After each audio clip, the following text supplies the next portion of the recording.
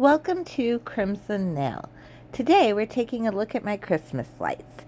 So now the lights that are running under the eaves of my buildings are actually trim lights. They are permanently installed and I can change them out from season to season.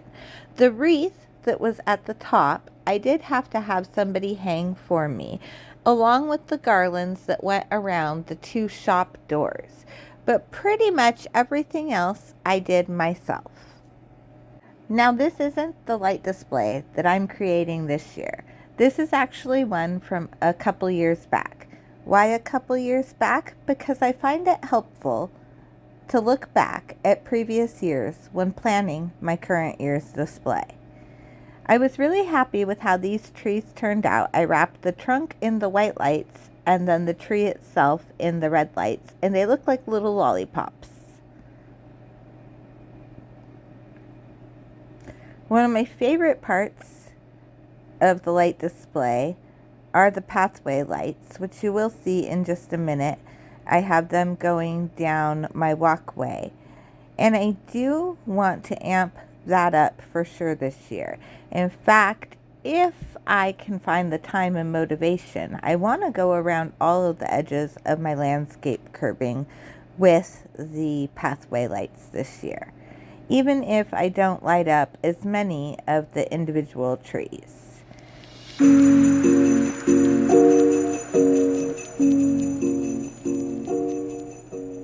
So here you can see the pathway lights that I was talking about, and you would automatically notice this is from a few years back, or at least isn't current, because as I get up closer you'll see there was no fountain in the center ring at that point in time.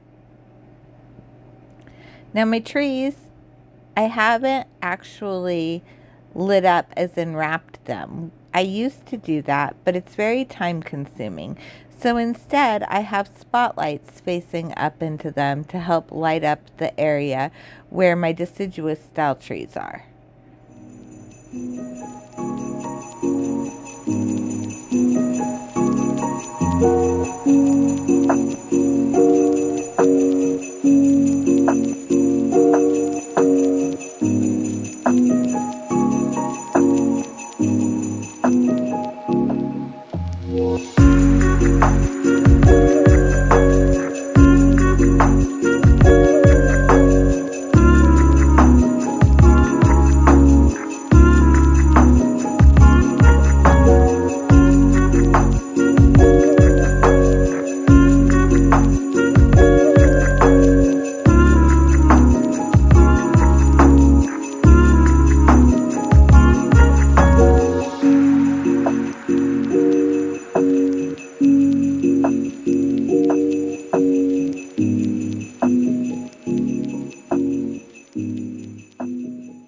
There isn't a whole lot to light up on this side, but I did put a spotlight on my Japanese maple, which sits in the center of my driveway, wrapped the trunk of my one fir tree, and then put some spotlights in my other deciduous trees that sit over by my shed.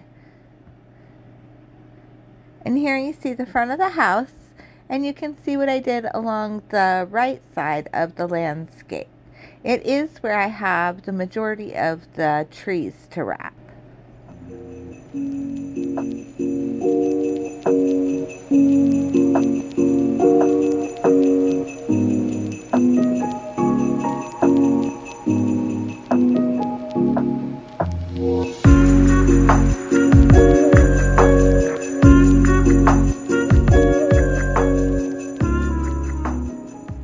Now over here on my shed, the garland is actually not long enough to fully wrap the door. So what I've done is I've stuck a tree on either side so that you can't see that the garland does not go all the way down to the bottom of the doorway. And then I popped a wreath up in the top.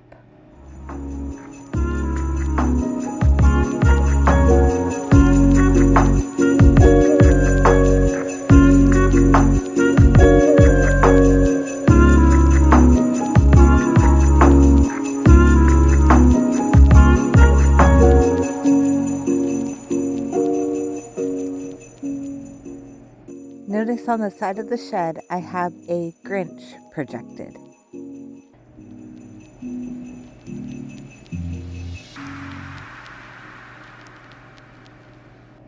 If you've seen my landscape during the day, you know that I have two retention ponds that are dry ponds other than when it rains, and then they fill.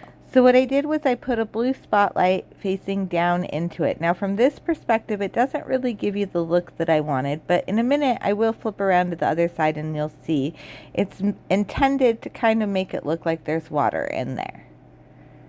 And then I ran some icicle lights down our rock wall to help illuminate the walkway.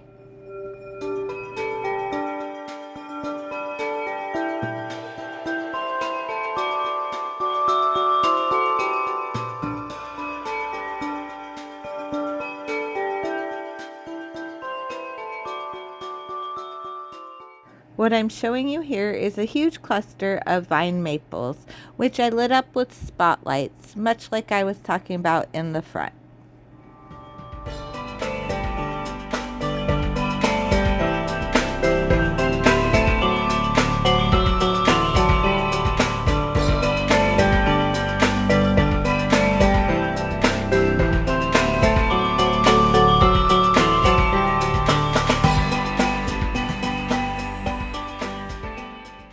The tiger stripe maple was one of the only trees that I actually wrapped individual branches on, and I did get some assistance with that.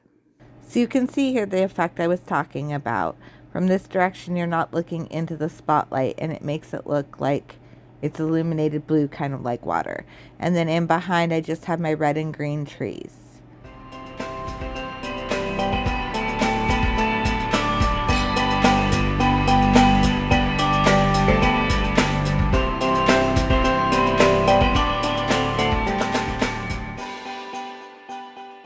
Now I do prefer the warm white lights over the cool white, and I really don't like having them blended, but I do have one section that has cool white lights and the rest is all the warm white, the red, and the green.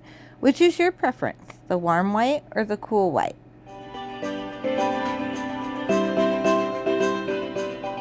So you can see I have this gazebo lit up, and you may have seen I also have the other gazebo lit up. I will give you a closer look of it in just a minute.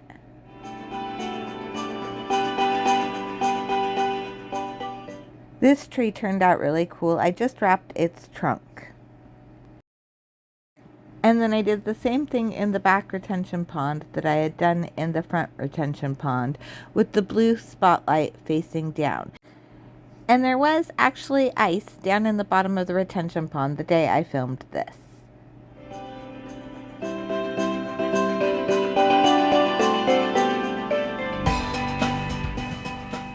So I'll just continue to take you around and show you the rest of how the landscape's lit up before I show you the front of the house.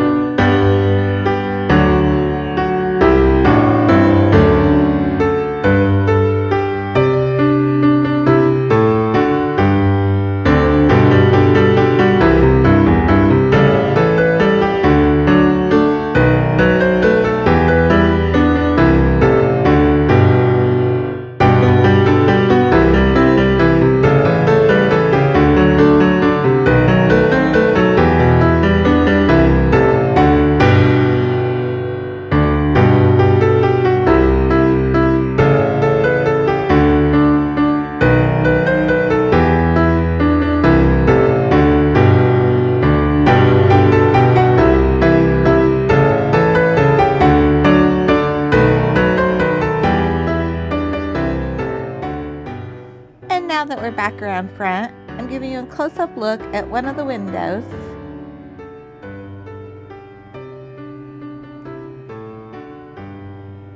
And of the entry to my home. Notice Sasquatch has a Santa hat on. He's all ready for Christmas too. So that's it for this one. Stay tuned to see what I do with my Christmas lights this year.